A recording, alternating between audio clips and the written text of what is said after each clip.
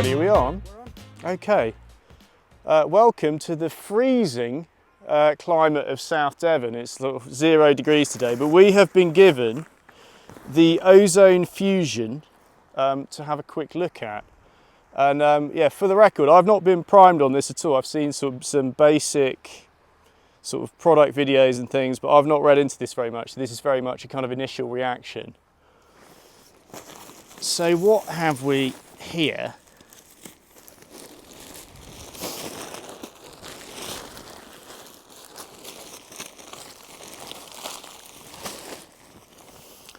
So we've got a waist leash on a big piece of Dyneema, which is nice and stretchy. And it looks like we've got the same Dacron from the Flux.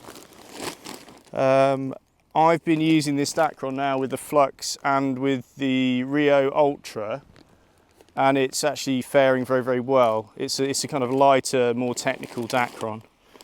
Oh wow, look at this. Come hither, Freddie.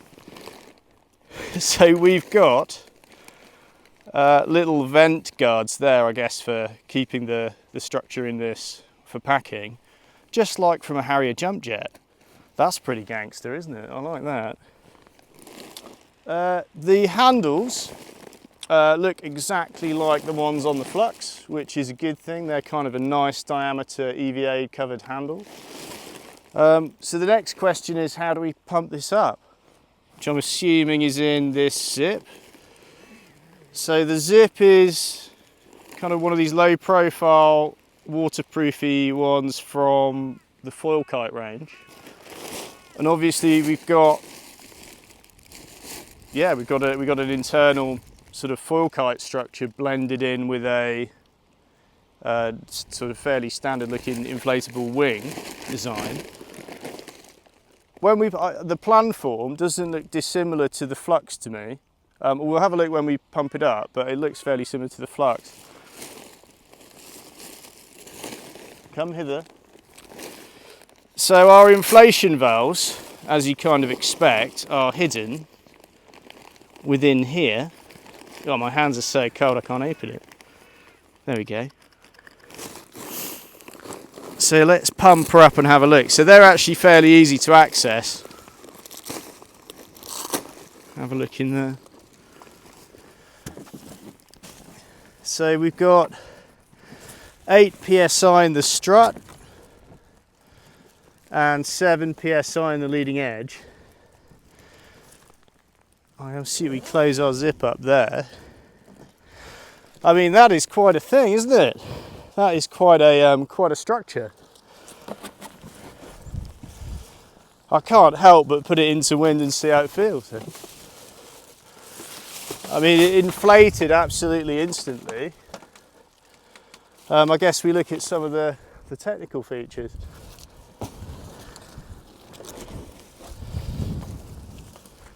So we've got 4 little vents, 2 each side. And I think they may have taken these from the squirrel suits they produce. These are supported with a little semicircular batten here to give them form, so that's why you have those kind of vent guard things to put in and put out at the start and end. I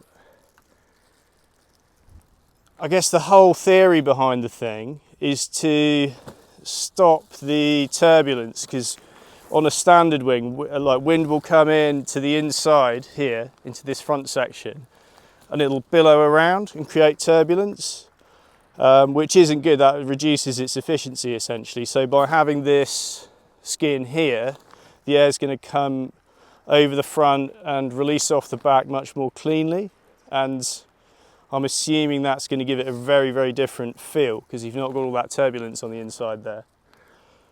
There's obviously an internal structure which we could probably have a quick look at if you come over. There's going to be an internal structure just like the foil kites. So if you look in there, you've got a rib structure and cross bracing. So that's going to just help maintain the shape of the sail design. So there won't be much deformation, and I'm assuming the faster you go, the more positive pressure you're going to have through the vents, and then the more sort of tight the sail will be, and therefore more efficient. So build-wise, there's a lot of that new Dacron on here. Intelligently, they've placed the seam not on the inside of the structure, they put it on the outside here. So that will mean if you do manage to ding it, that'll make it relatively easy to repair. So that's a really good choice, because this is quite a complex kind of beast, really. There's a lot more stitching in this than a standard wing. I think the plan form looks pretty similar to the Flux. I could be wrong, but looking at the dihedral there and the kind of diameters of the tubes, I'd say that's fairly fluxy. Coming down to this corner, it looks like there's a little vent here which would let water out, because I guess people's main concern is if water goes in the intake, it's going to create a big sort of heavy issue in this on the internal structure. So that will let it vent out there, I guess. It will let it drip out.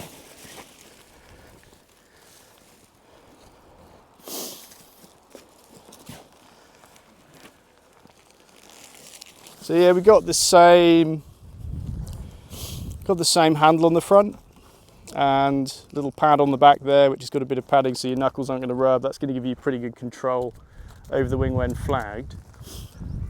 I'm not sure really if it's going to be designed for wave use or not. I'd have said with the potential to get water ingress, it's probably not its primary focus, but it certainly seems very, very steady flagged.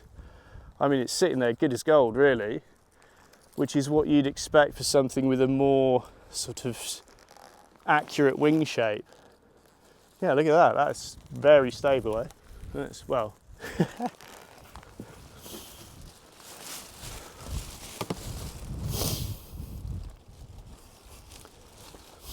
So pumping it statically here,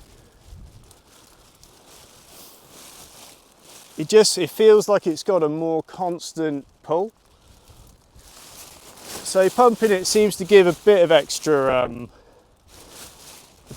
juice, but it just feels like it's got more kind of ground pull, if you like. It feels very efficient out of the wind here flat.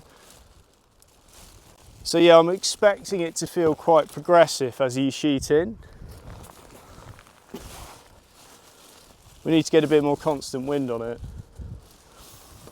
It's maybe going to bias kind of front-handed riding or a more even arm pressure. It's not going to be one of those wings you're going to want to sheet very hard, I'd say. So yeah, my repair brain is saying to me that some foil kites are really difficult to fix, and wings have more tendency to get damaged because of their proximity to hydrofoils. I don't think this is going to be too bad to repair for two reasons. You've got a massive zip here, which means you could get a free arm machine kind of very easily into this side, and potentially up and under the strut into that side as well and through the ribs, so it wouldn't be too bad to patch that. The trailing edge design, have a quick look at that.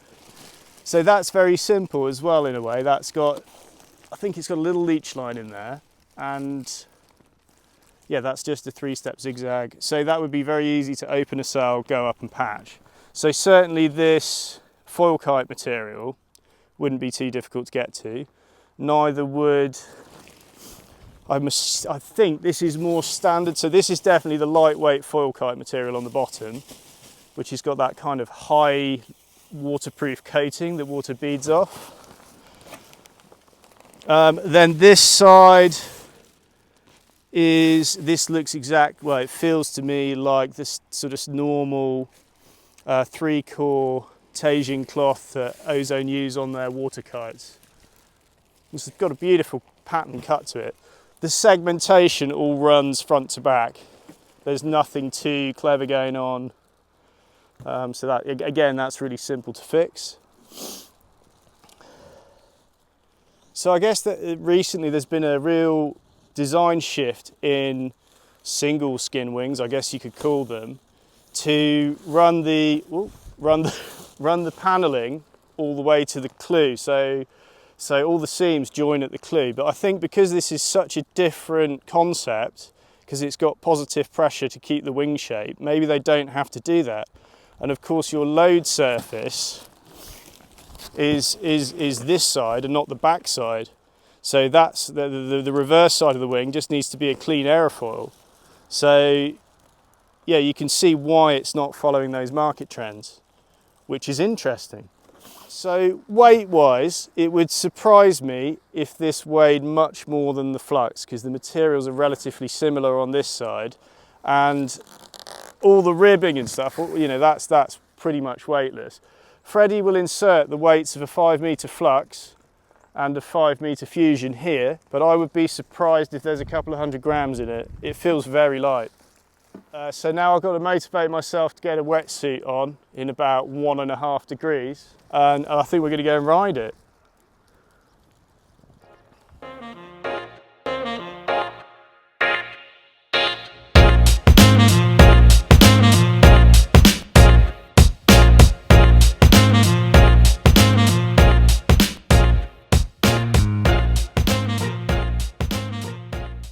What do you think of the Ozone Fusion, Herbie? What do you think? Get that? That's a good little edit. So we just had a pretty solid hour on the Ozone Fusion there. Conditions were probably exactly what you wouldn't want for it to start with. So it was kind of lightish wind between 10 and 15, maybe 20 knots on the gusts. We used a pretty big foil, so an Axis 1201 and an 83 litre apple tree board, which is about sort of 10 kilos under my body weight maybe, or 10 litres under my body weight. So initially I'd say that what stood out most was the difference in power development. So it was a very progressive, kind of smooth feeling to how it produced power. It was like torquey, is how I'd describe it. Pumping the thing, I mean, you can pump it a little bit, just gently, and that will definitely encourage it along. But it's certainly not going to work just that, you know, that massive circular pumping motion you'd used with other wings. It certainly felt like once you're up on foil, the faster you went, the more efficient everything got, which makes sense because it's a ram air product essentially. So the more positive pressure in the wing, the more the sail is going to match the design intention. So it felt really solid. When a gust hits it, it's a really gentle response. It's not like a snappy response like you'd get from a single skin wing, like a standard wing. It felt really pleasant to use, actually, really easy. Considering the conditions were not ideal for it, I'd say it's very, very easy to use. I didn't really feel like I needed to adjust my technique much, other than not pumping it and just kind of letting it fill. You kind of have to let it fly forwards a little bit, I'd say, through the transitions, and that was where it really shone. Again, with some single skin wings, when you put them above your head through attack, they'll push down on you. And this thing it kind of like hovers, just like a foil kite, and it was very easy to control with one hand and twist around on the front handle. So yeah, generally it feels great. I'd really like to try it with a smaller foil in a little bit more wind in some flat water, because I think that's where it's definitely going to thrive. And maybe I tend towards keeping a higher volume board and then really downsizing the foil so it's relatively easy to get on foil still. Because I think that's where it's going to shine, is blasting. Upwind, it was phenomenal. I reckon it's 5 to 10 degrees better upwind than an equivalent, your average single skin wing, your normal wing. So from a sort of velocity point of view, I was definitely maxing out that foil. So that's an Axis 1201, which is not the fastest foil on earth, but you can really feel that the foil was maxing out before the wing was by a long stretch.